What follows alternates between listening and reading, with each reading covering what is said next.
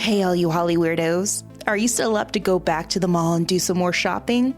Well, that's what we're going to do on today's episode as we revisit one of the most haunted malls in Los Angeles, the Beverly Center. Let's sit down with our friend Tim Roddy of the Tim Roddy podcast as we revisit the haunts, the history, and any haunted updates. What has happened since he uploaded his episode with the interviews and history of the Beverly Center Mall? Has anyone else experienced anything new? Any new entities have popped up? Well, according to Tim, there may be another one that has been possibly caught on security cameras, and you definitely want to sit down to hear who or what it may be. So you know the drill. Grab some credit cards, some cash this time, along with that selenite and some salt. Wear a pair of your favorite comfortable walking shoes because we're going to do some walking and some shopping as we learn more of the haunts of the Beverly Center Mall. So let's get Hollyweird and shop at the Beverly Center Mall here in Los Angeles, California.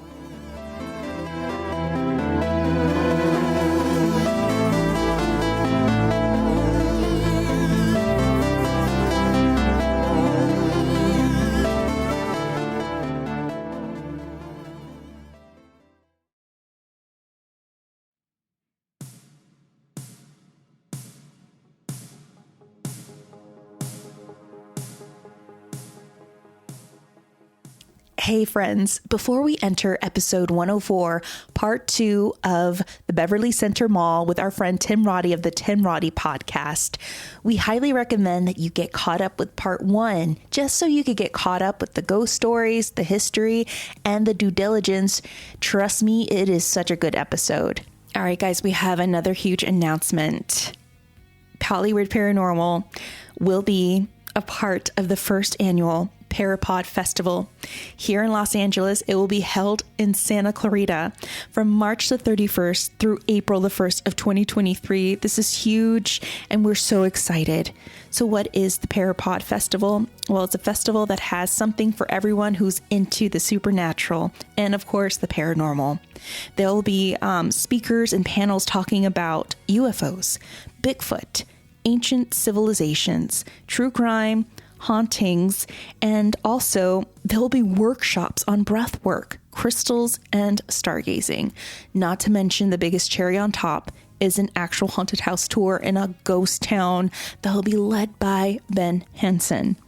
So we will be a part of a panel on April the 1st talking about the crimes and the ghosts of the Barclay Hotel, one of the most haunted and violent hotels in Los Angeles, with our friends Dr. Scott and Dr. Shiloh of LA Not So Confidential. We'll also be having a table with them so you could come and do a meet and greet with us and meet the other individuals that are in our community, such as Patty Negri.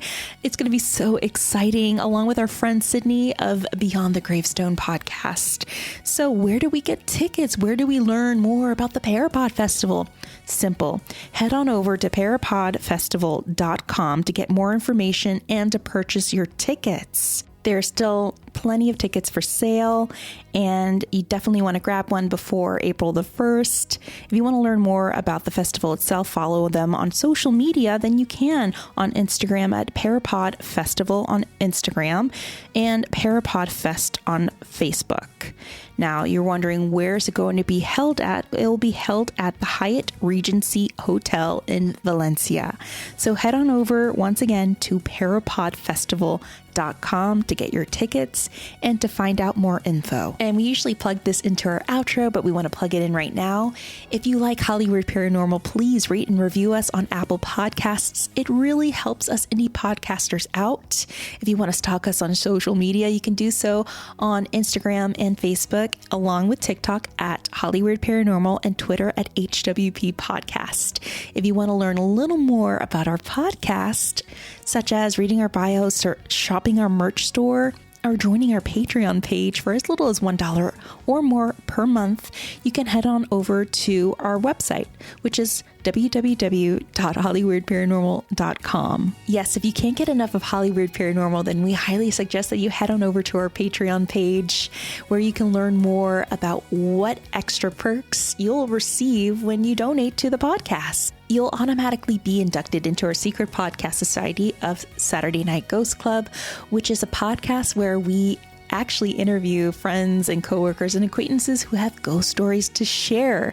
You'll also be gifted in pin stickers and coasters, and you'll get a shout out on a podcast episode of ours. And finally, if you have a ghost story you're dying to share with us, no pun intended, then save it and send it to us at hollyweirdparanormal@gmail.com, because we'll love to use it for our next listener's tales. And hint, hint, we're gearing up for another one. All right, friends, let's get Hollyweird with our friend Tim Roddy and the haunted Beverly Center Mall.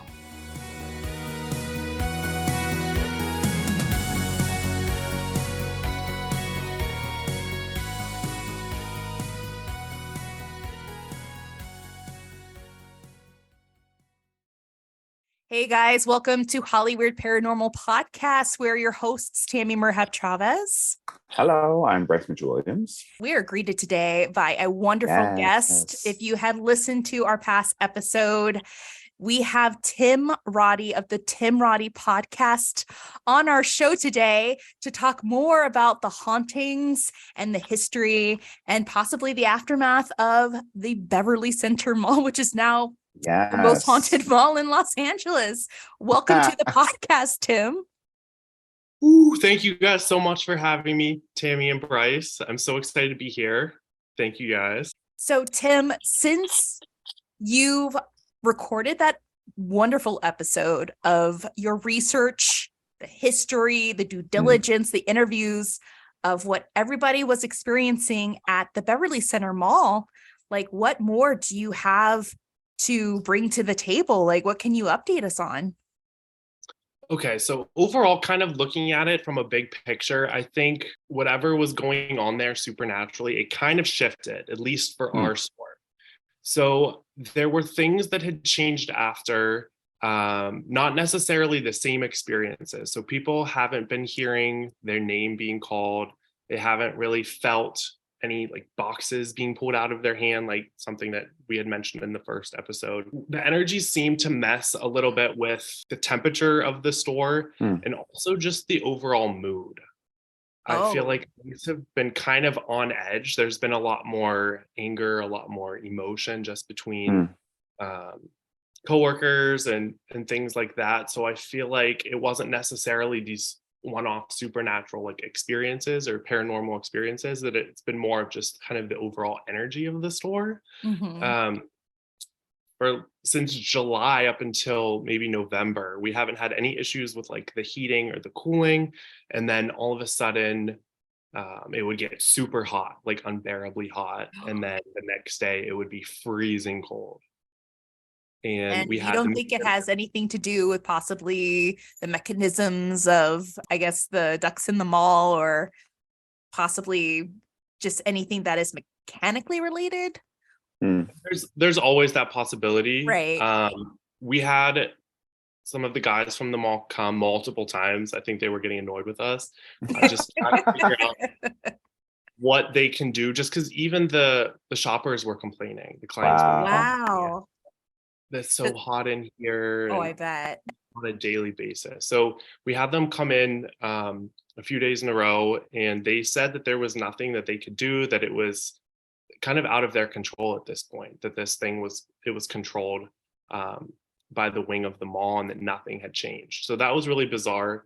And then something else, our guard that we had at the time, who was communicating with what we believe was one of the spirits in Spanish, he had told her that we would be leaving in December, and he got really sick over New Year's. Our move was delayed, so we're actually still in this temporary location. We were originally supposed to move in November, and then December around New Year's is when he told her that we would be moving.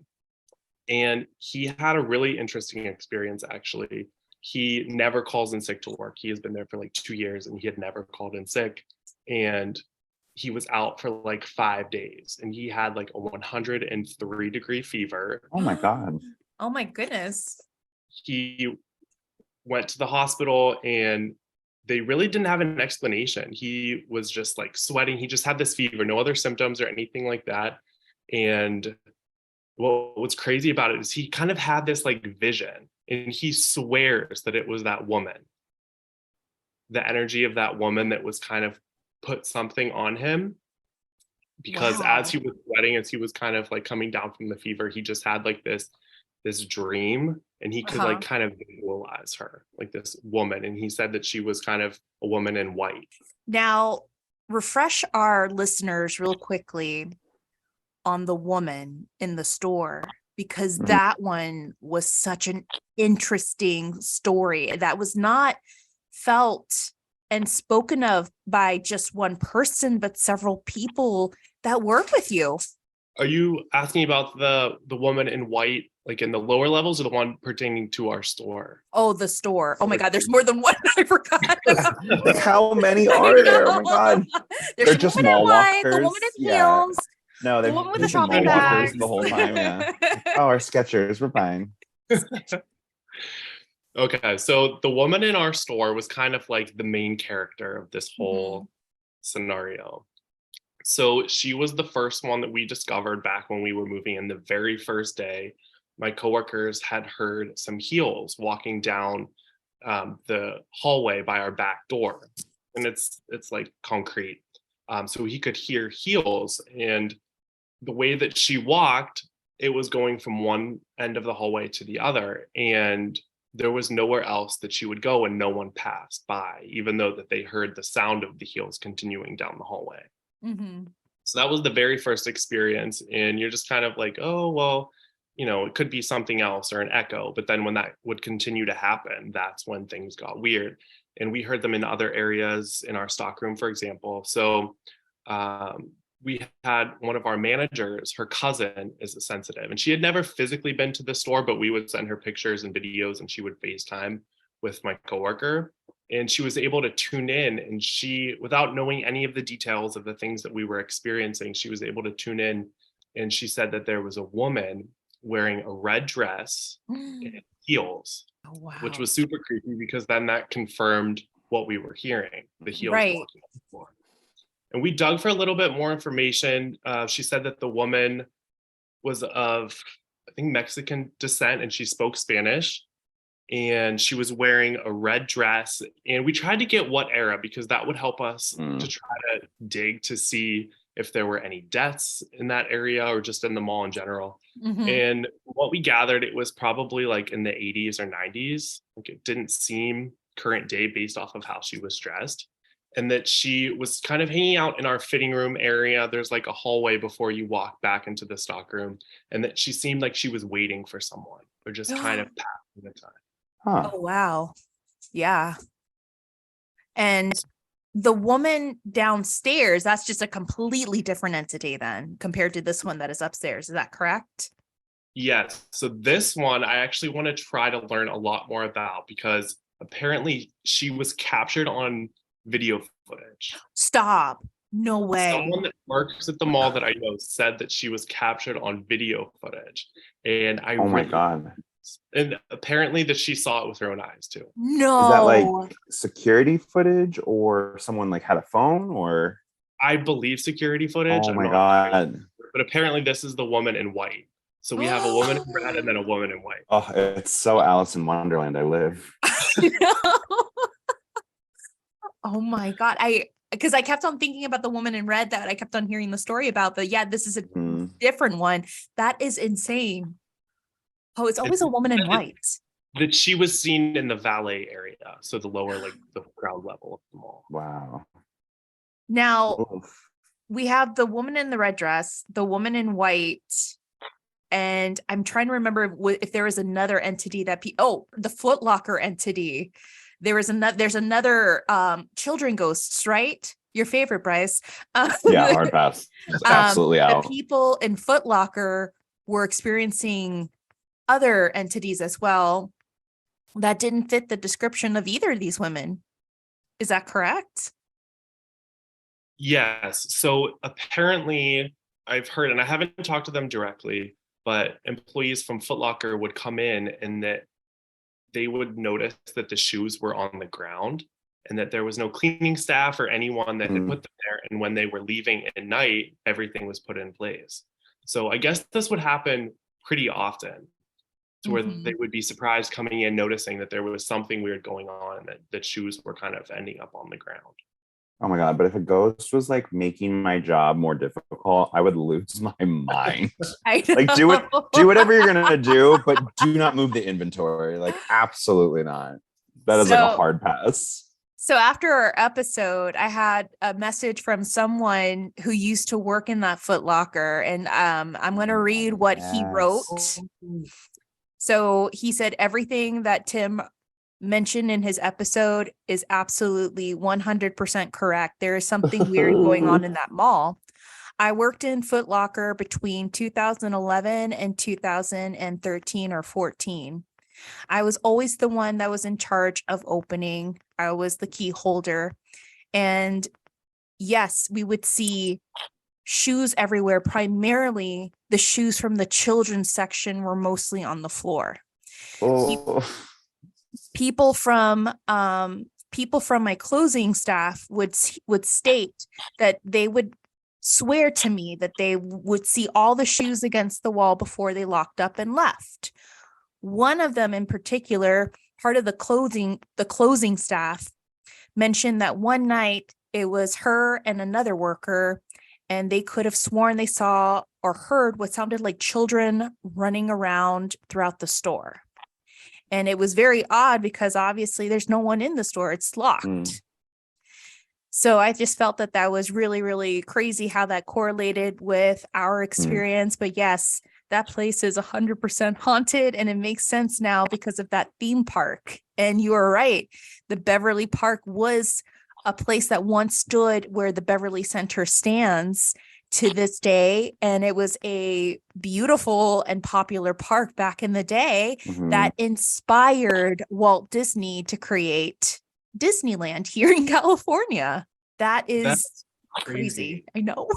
So that, see, already we have like a confirmation and someone who's like, yep, there, I worked there, and it's so true, but it makes sense for him now. He's like, oh, it makes sense why I heard like they heard children. And it's kind of odd how it correlates to the shoes being in the children's section falling to the ground. And what is also weird is the same psychic that I had mentioned earlier that kind of tuned into our space.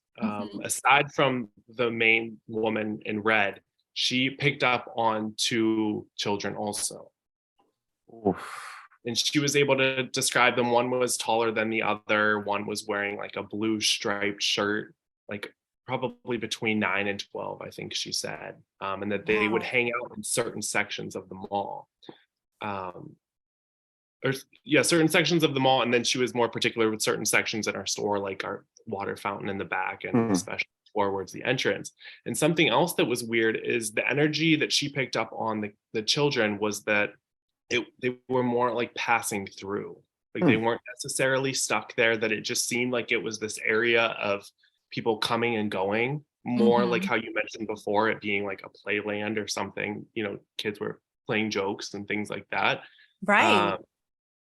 Which totally goes along with what you just said. And someone else also sent us a message too that really kind of like sparked something in my head that could be in relation to this. What is across the street from the Beverly Center is the Cedar Sinai Center, which is a huge hospital. And that could possibly get some visitors to the mall, if you know what I mean. And then we have the oil that is underneath the mall, because that is so crazy that huge wall that I've seen when I used to work there, I was like, what are they doing? I thought it was construction. No, it's an actual oil well that they're still like producing oil out of this well next to this mall. And it just baffles me. Like, we have this energy flow, this energy line. We had this location that used to be a theme park for children that was very, very popular. And now we have this hospital. So it's like this like trifecta of energy. And then of course, you also research the deaths. There were several deaths that happened either within this mall or outside this mall. And it was one of a famous rapper in front of a restaurant. And I think a couple of suicides of people who had jumped to their death from the parking lot, from the parking structure, because that structure is high. That is, Girl.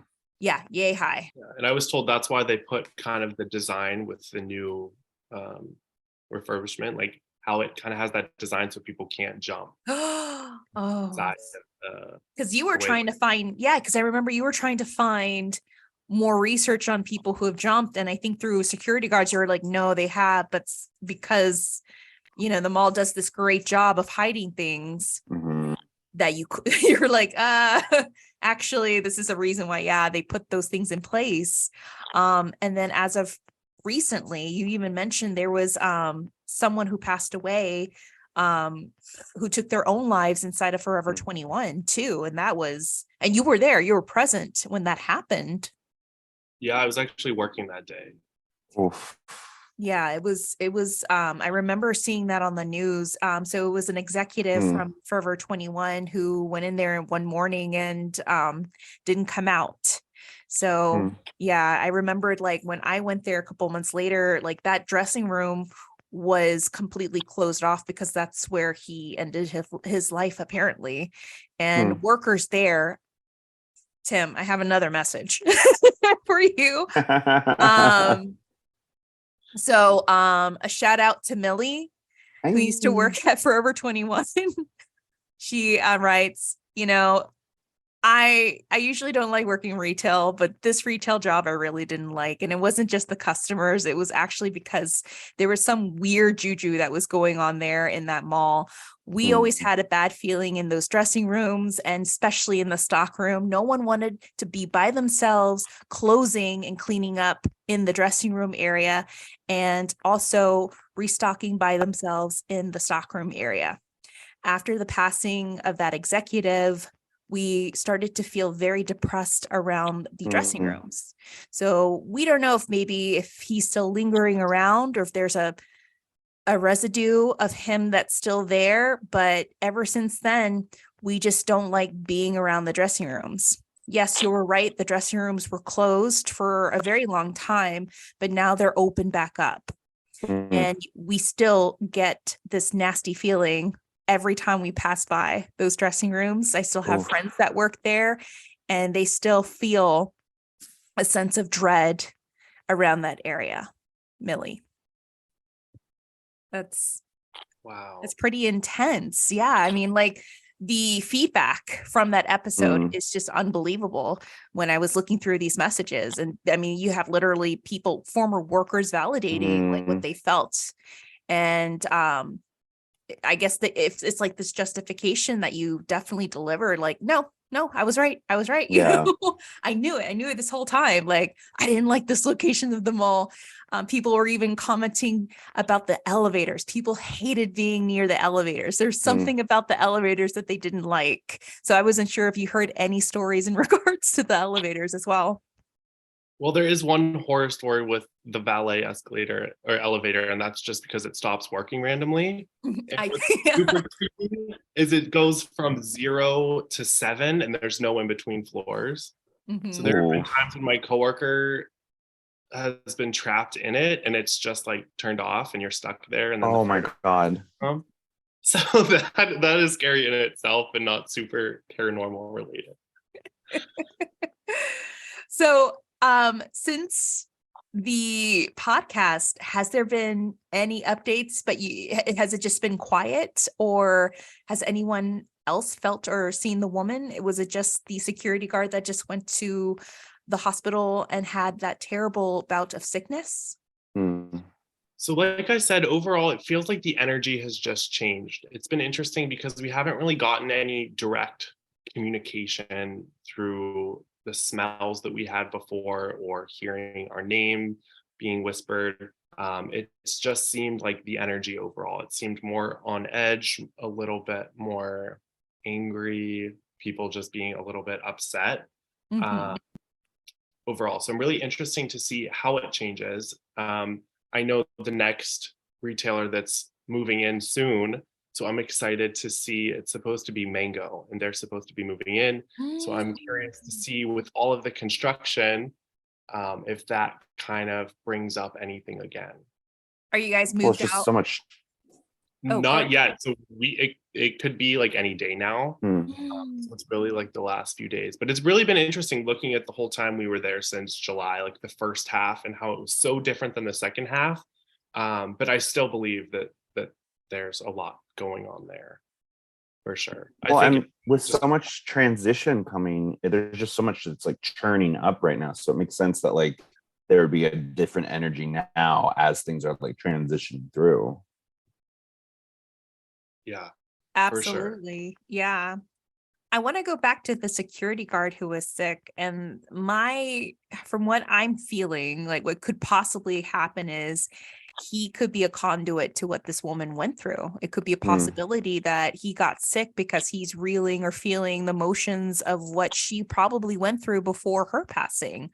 Maybe she passed away due to an illness that he is now, feeling and is going through. Maybe I mean, based on what you're saying, like to me, it sounds like he is pretty sensitive and very, very empathic, to the point where he is literally taking on this energy that it could be affecting his health, or it could be mirroring what it went through before his or her passing. So that could be a hypothesis to what he is going through. But is he doing fine? Was he able to recoup and recover?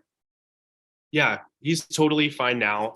And he doesn't really enjoy talking about this stuff. And I believe he is sensitive because he shared with me certain experiences that he's had. So I think he kind of just, turns a blind eye to it. But I definitely think, and he definitely says that he kind of had that connection with her. He saw that vision. And he really thinks that's why he was sick. And the timing was perfect when he said we would be out in December, and it was New Year's, and that's when he got sick, and he just could have sworn that's why. Wow. Yeah, he definitely has a lot of capabilities and sensitivities. So definitely, I'm very curious to know how he was able to communicate. So it was just through vision, and speaking to her, telepathically, I'm assuming. And maybe that's what he was feeling. Yeah, it was just probably that anger and remorse in a way. Maybe she probably you guys grew on her in a way. Who knows? She's just upset that you guys are leaving her now. Yeah. Yeah, maybe she's learned to like us after this. Any more experiences like that you never mentioned in your episode that you could remember? So I have heard, I'm just going to tell the story again super quick, that there was a woman that was found apparently somewhere in an office who had worked there. It was a death. It was from one of the janitors that had mentioned that she was found after a couple days in her office somewhere. So I'm wondering, that's kind of what I want to dig in and find out, if that could possibly be this woman that's in our store. In red. And also I had talked to someone who works at Aldo, and they had confirmed that they have a bunch of weird things going on. Oh no, what is Aldo going through? They're like, we have to constantly pick up shoes, belts, sunglasses. Yeah.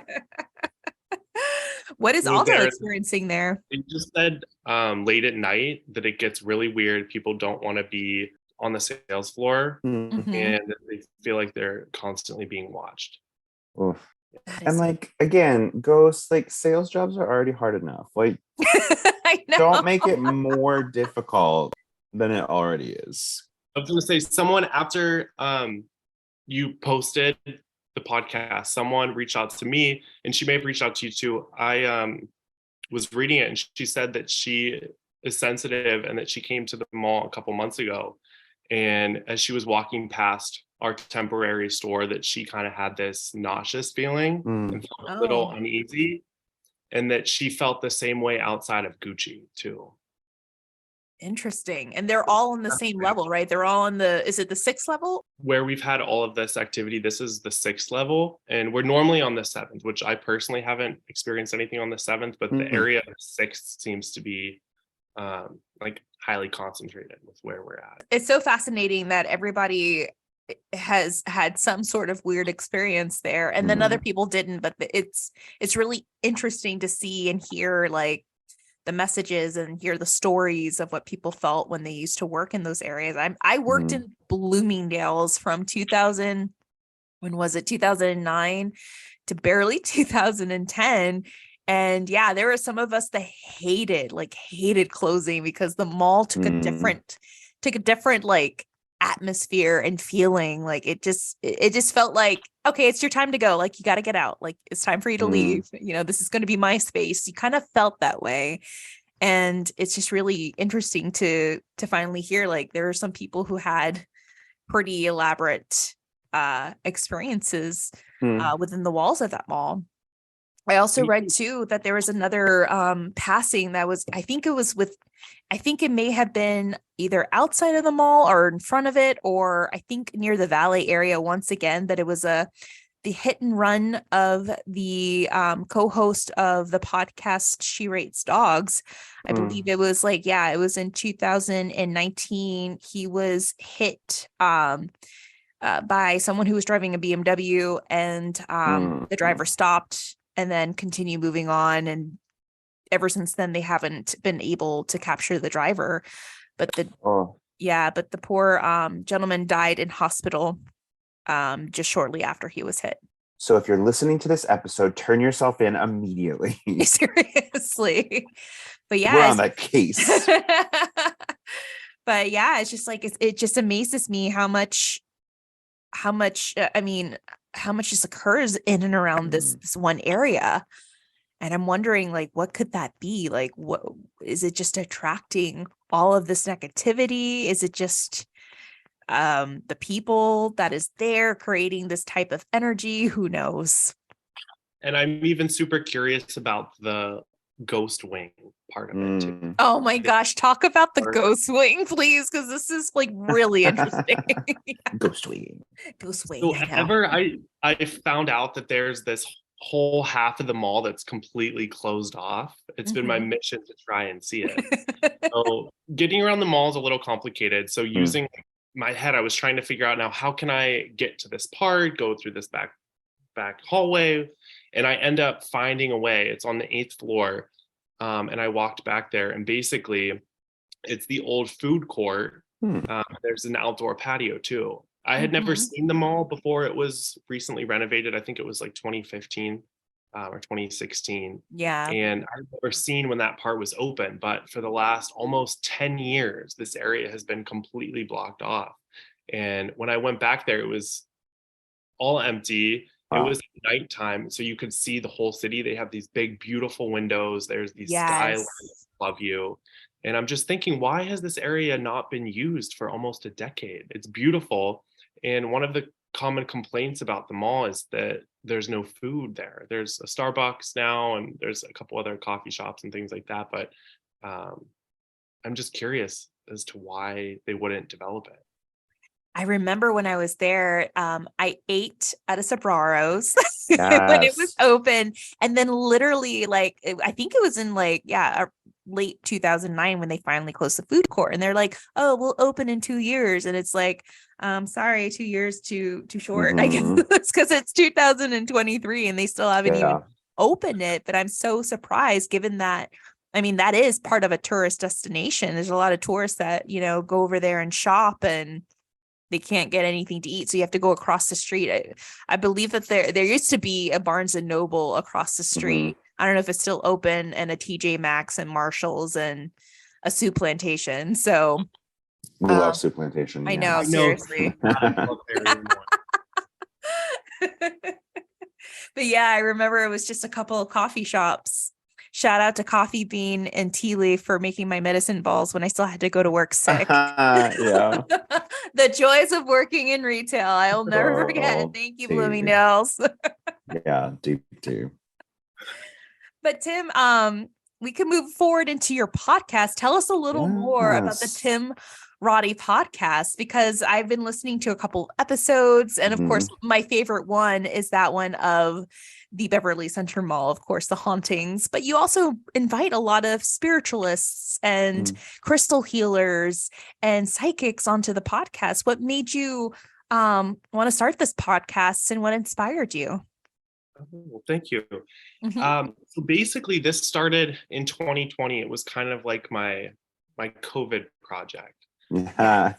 So as we all had a lot of extra time on our hands, I started thinking about what I like to do, and I love to learn about different people's experiences, mostly paranormal, but I love just energy in general, because I look at the paranormal as a form of energy. I look at our own energy field and the ways that we can kind of manipulate or help our energy field, our aura. Yes. Just everything that is involved with that. So yeah, this started in 2020. I love exploring, looking at different modalities of healing, talking to different people who, whether they're doing sound healing or energy work or just have paranormal stories, just kind of digging in and seeing what they have to share. Yes, I've listened to a couple of like some of the podcast episodes, and a lot of your guests are definitely all about that life for sure. Yeah. Have you ever had anything personal happen to you, paranormal wise, that you couldn't explain before working at the Beverly Center? Yeah, so the first experience that I ever had, I was young. I was probably in high school. It was me, my sister, and two of our cousins, and we had like a sleepover in the backyard. So it was like nice. You're like in a tent. It's the full experience, and then you can go in the house whenever. So it's like Yeah. luxurious kind of camp.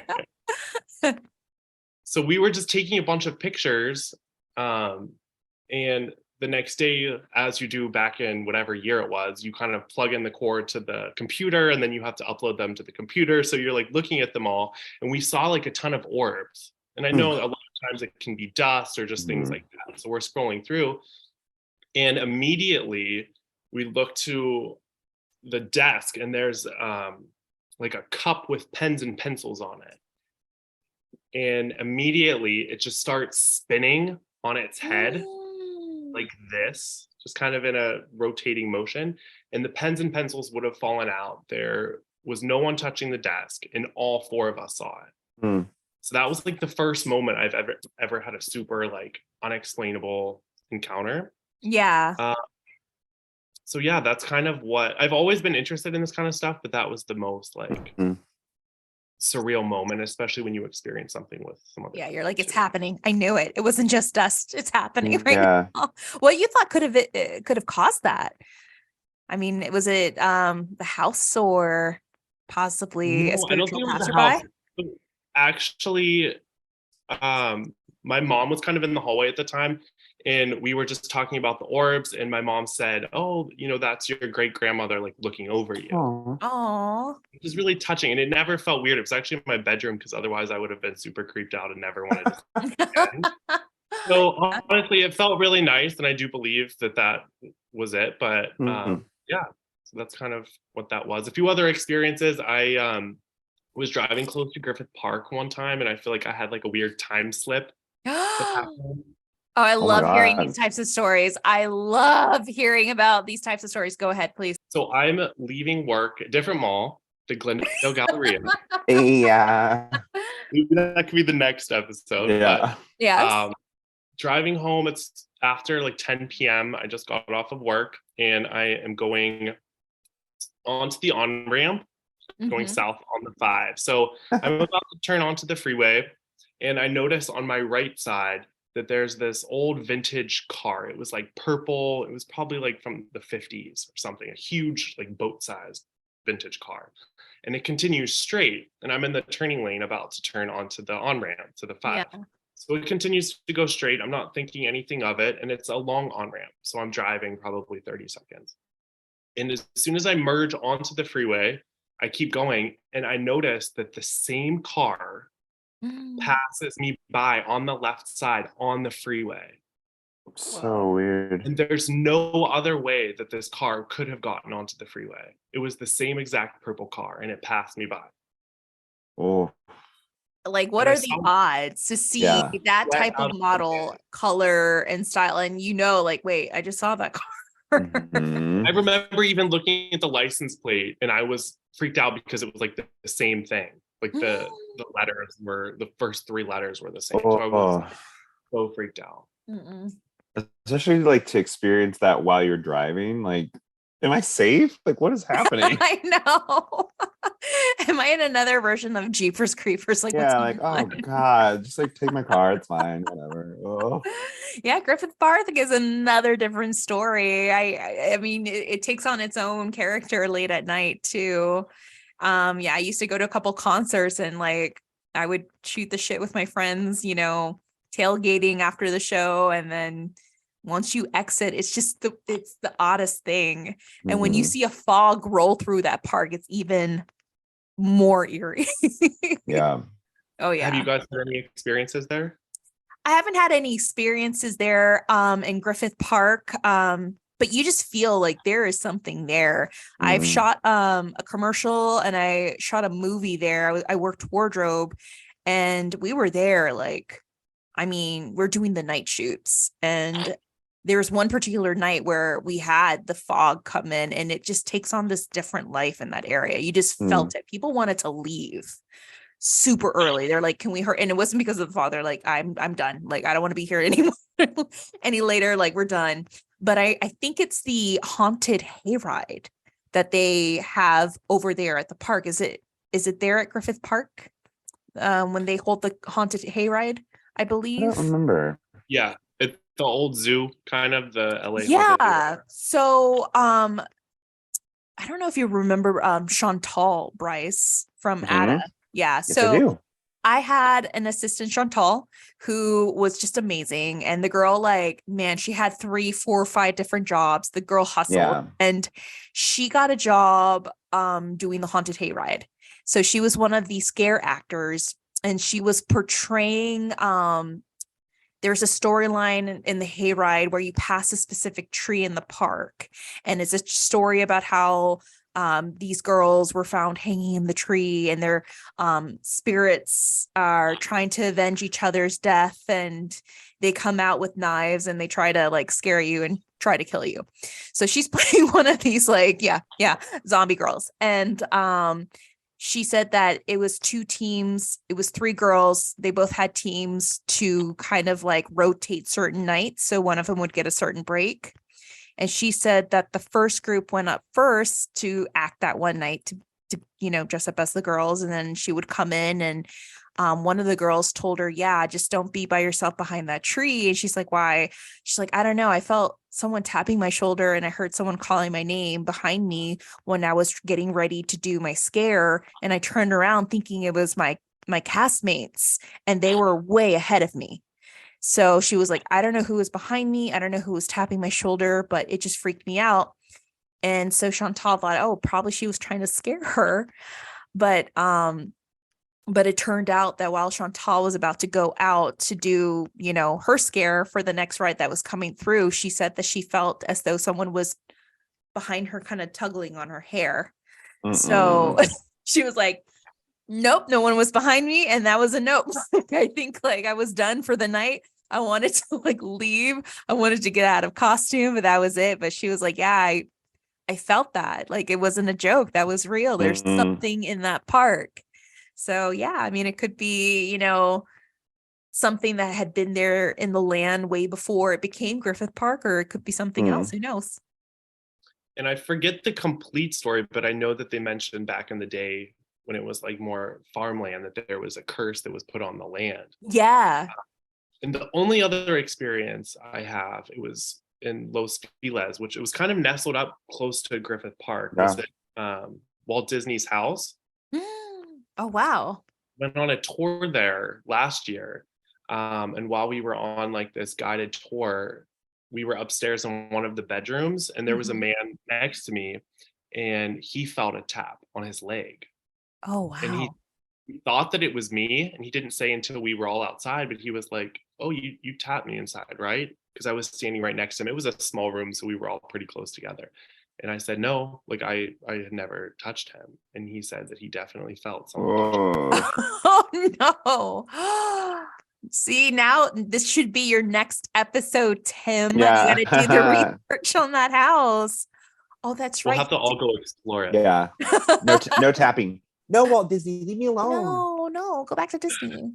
So that's Do you right. notice, Tim, obviously we all sort of have like our retail voices and our regular voices, and like our lives are very separate from our work lives. Do you notice a difference in the experiences that you've had that are centered at the mall versus the ones you've had in your personal life, or do they kind of affect you the same way? Oh yeah, good question.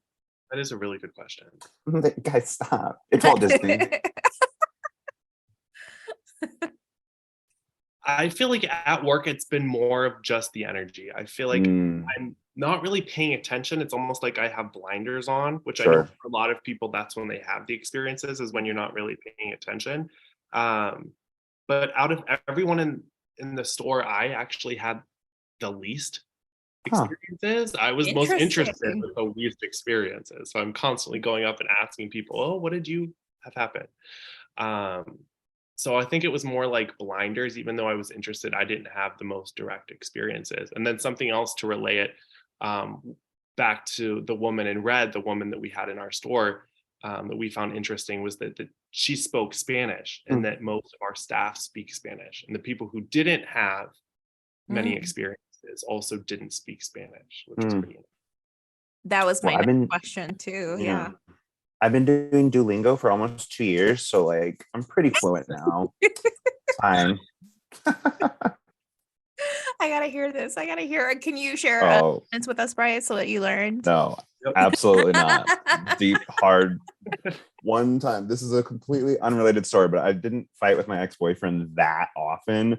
But one of our like more ridiculous, dramatic fights was because I was like practicing my Duolingo, and he like made fun of the way I was like pronouncing it, and I like lost it. I was like crying. I was super embarrassed. Aww. So that's super stable. I'm fine. Yeah. No, I will not be saying any Spanish words today. Thank you. I used to speak Spanish fluently when I was a child, and I lost touch because my teachers would complain to my parents that I was talking to my classmates in Spanish too much. So I had, and it was crazy because, my mom would continuously, and my grandmother, who was living with us at the time, would continuously communicate with me in Spanish, but rarely English too. And so it was like had to be a strict rule in the household from then on. Like, we got to speak English, which really sucked because then I ended up forgetting a little bit of my Spanish. So yeah, I know how you feel, Bryce, because there are times where I'm trying to talk to my husband in Spanish. He's like, actually, you pronounce it like this. I'm like, oh my God. No. I would divorce him on the spot. I'd be like, it's over. I'm so sorry. I can't do this. Well, now you guys can practice your Spanish. Yeah, we'll come to the mall. Oh, no judgment. Practice our Spanish. Go to your store. Like, we're going to practice our Duolingo with the woman in red. Yeah, so like, oh my God, these assholes are here again. Like, I know. Right. Well, Tim, thank you so much for being a part of our podcast. Thank you so much for allowing us to share your stories, your episode, and your coworker stories. Please keep us in touch with any other updates. Yes. And I'll definitely keep you in touch with any other stories that come our way. But it was a really interesting feedback. It was really cool to really read these other accounts, because that is a big thing. When they all align, you know that something's up. Where can people find you and stalk you, and where can they listen to your podcast? So my podcast is called Tim Roddy the Podcast. It's on Spotify, Apple Music, wherever you guys listen to your podcasts. And I post any updates that I have on my Instagram. It's Tim_Roddy. And yeah, that should be everything. And thank you guys so much. Honestly, it was so nice chatting with you. And thank you guys for having me on your podcast. Of course. Keep us posted with any other updates, with any other research. I'm now more intrigued to learn more about the woman in white. Yeah. We got the lady in red and the woman in white. So yeah, can't wait to hear more about them. Once again, Tim Roddy, of the Tim Roddy Podcast, thank you so much for joining us. And guys, keep it Holly Weird. We have another secret guest next week. that we're going to keep a little hush hush. But yes, we'll definitely keep you guys posted with any other updates on Tim Roddy's end. And of course, if we hear any more ghost stories from the most haunted mall in Los Angeles, the Beverly Center. And if you ever see a woman dressed up in white, that's Bryce trying to look for his contact or trying to practice his Duolingo. You know, I'm just looking for this secret like food court. Like, where's my pretzel? Like, oh my God. Like, that's not a ghost. I just want a pretzel. Like, no. We're good. Take care, guys. And thank you so much, Tim. Thank you, guys. Woo.